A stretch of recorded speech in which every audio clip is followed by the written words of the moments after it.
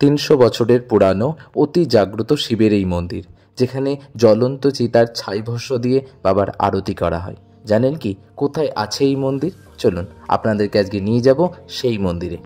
এই মন্দিরে যাবেন কিভাবে, বা মন্দির খোলার সময় বা কখন, সমস্ত কিছু বিস্তারিত এই ভিডিওটিতে শেয়ার করব। ভিডিওটি শেষ পর্যন্ত দেখতে থাকুন, আশা করি ভালো লাগবে। Hello friends, good morning and welcome back to this channel. আমি পার্থ মাঝি আপনাদের সকলকে নতুন একটি ব্লগে স্বাগত জানাই। এই মন্দিরটি রয়েছে কলকাতার আহিরিতলায়। এবার বলে এই মন্দিরে পৌঁছবেন কিভাবে। আপনি বাসে, ট্রেনে, মেট্রোতে বা লঞ্চে করে পৌঁছে যেতে পারেন। হাওড়ার লঞ্চঘাট থেকে মাত্র ৬ টাকার টিকিটে আপনি পৌঁছে যেতে পারেন আহিরিতলা ফেরিঘাটে, এবং সেখান থেকে ৫ মিনিট হাঁটা পথে আপনি পৌঁছে যেতে পারেন এই মন্দিরটিতে। তো আমরা সবাই মিলে, আমরা যেহেতু গিয়েছিলাম হাওড়া থেকে, হাওড়াতে নেমে সোজা লঞ্চে করে পৌঁছে গিয়েছিলাম আহিরিতলা ঘাটে। এছাড়াও বাসে করে এলে আপনাকে নামতে হবে শোভাবাজারে, সেখান থেকে আপনি চলে আসতে পারেন।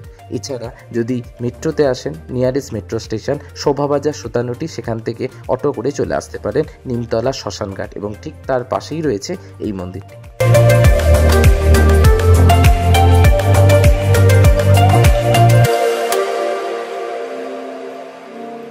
মন্দির চত্বরের আশেপাশে রয়েছে পুজো দেওয়ার সামগ্রী কেনার অনেক দোকান।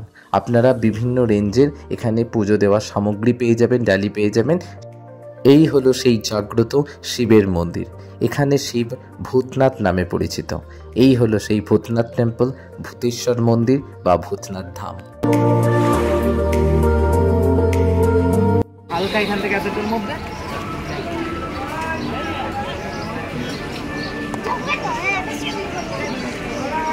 নাগাল পাচ্ছেন। মন্দিরে পুজো দেওয়ার আগে আমরা সবাই মাথায় তিলক কেটে নিয়েছিলাম। কত? কি কি আছে ওর মধ্যে? আর জল? জল আলাদা? গঙ্গা জল না কি জল আছে? মানে তোমার একটা টোটাল এটা মিলিয়ে 50 টাকা? দুটো 50 টাকা, মিষ্টি আপনার ইচ্ছা আছে যত নেবেন। 21 টাকা, 15 টাকা, এটা 5 টাকা করে আছে, এটা 5 টাকা করে আছে। আচ্ছা। এই দোকান থেকে আমরা পুজো দেওয়ার সামগ্রী এবং জল নিয়েছিলাম, নিয়ে মন্দিরের ভেতর প্রবেশ করছি পুজো দেওয়ার জন্য।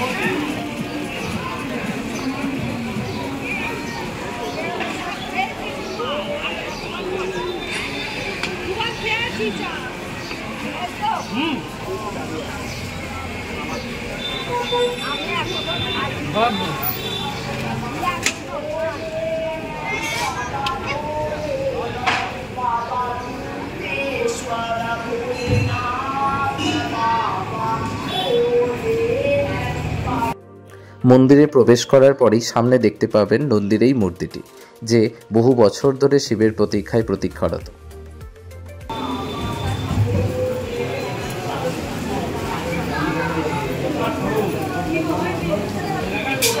এরপর আমরা প্রবেশ করেছিলাম মূল গর্ভগৃহে, যেখানে পুজো দেওয়া ও বাবার মাথায় জল ঢালব।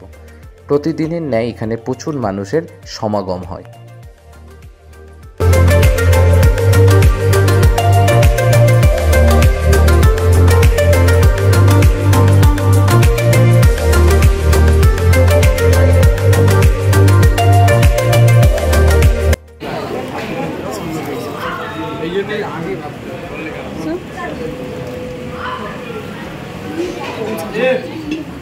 এই হলো শিবলিঙ্গটি, যেখানে সবাই বাবার মাথায় জল ঢালছে।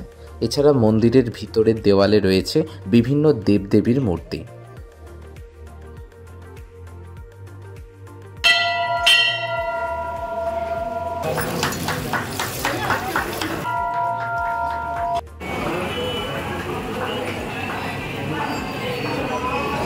পুজো দেওয়ার পর এখন আমরা মন্দিরটির ভিতরের দিকে প্রবেশ করব। ভিতরের দিকটা কীরকম বা কী রয়েছে এখানে, সেটি আপনাদের সাথে শেয়ার করব।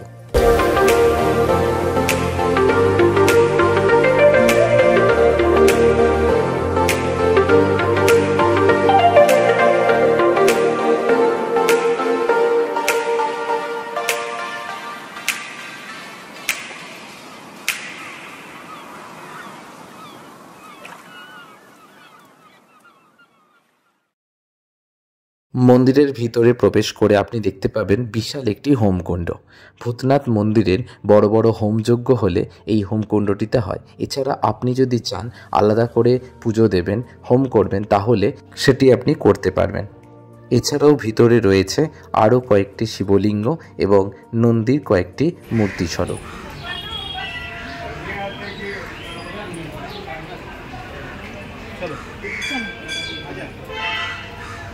তিনশো বছরের পুরানো এই ভূতনাথ মন্দির খোলার সময় ভোর 4টে। ভোর 4টেই মঙ্গল আরতি করার পর সকাল 6টা হয় এখানে জ্বলন্ত চিতার ছাই দিয়ে বাবার আরতি। এরপর 12:30টায় ক্ষীর, পুরি এবং হালুয়া সহযোগে বাবার ভোগ দেওয়া হয়। তারপর 4:30 অবধি মন্দির বন্ধ থাকে। 4:30 পর মন্দির আবার খুলে দেওয়া হয়। রাত 8টায় হয় আবার জ্বলন্ত চিতার ছাই দিয়ে ভস্য আরতি। এরপর রাত 10টার সময় মন্দির বন্ধ করা হয় এবং বন্ধের আগে গাঁজা ও ছিলিম সহযোগে বাবার শয়ন ভোগ দেওয়া হয়।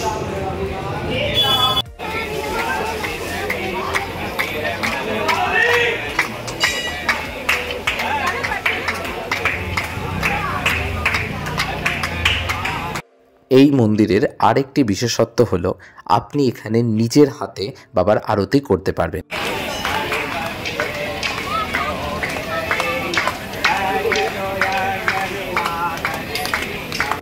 ভূতনাথ মন্দিরের ঠিক পাশেই রয়েছে কবিগুরু রবীন্দ্রনাথ ঠাকুরের সমাধি প্রাঙ্গণ, যেটি সকাল 9টা থেকে সন্ধ্যে 7টে অবধি খোলা থাকে। পুজো দেওয়ার পর আপনি নিরিবিলি জায়গায় বসতে পারেন। গঙ্গার ধারে বসে বেশ ভালো লাগবে আপনার। দূরে ওটা হাওড়া ব্রিজ, আমরা ওখান থেকে ফেরি করে এলাম, এসে এইদিকে আহিরিতলা, সেখান থেকে নেমে তারপরে এই যে এটা হচ্ছে ভূতেশ্বর বাবার মন্দির বা ভূতনাথ যে মন্দির, সেই মন্দিরটা।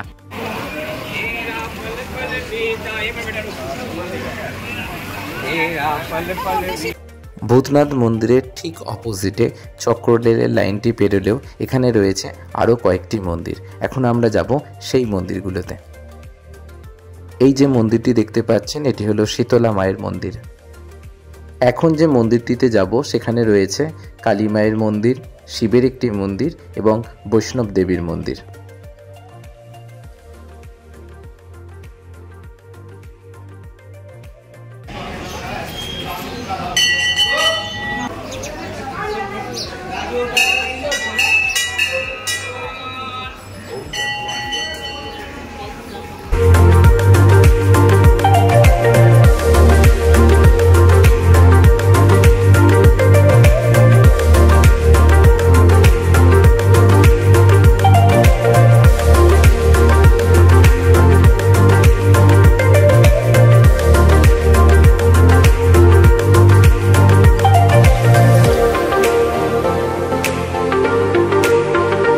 ছিল আজকের ভূতনাথ মন্দির দর্শন। ভিডিওটি কেমন লাগলো জানাবেন। ভালো লাগলে লাইক, কমেন্ট, শেয়ার করবেন আর চ্যানেলটিতে নতুন হলে চ্যানেলটিকে সাবস্ক্রাইব করবেন।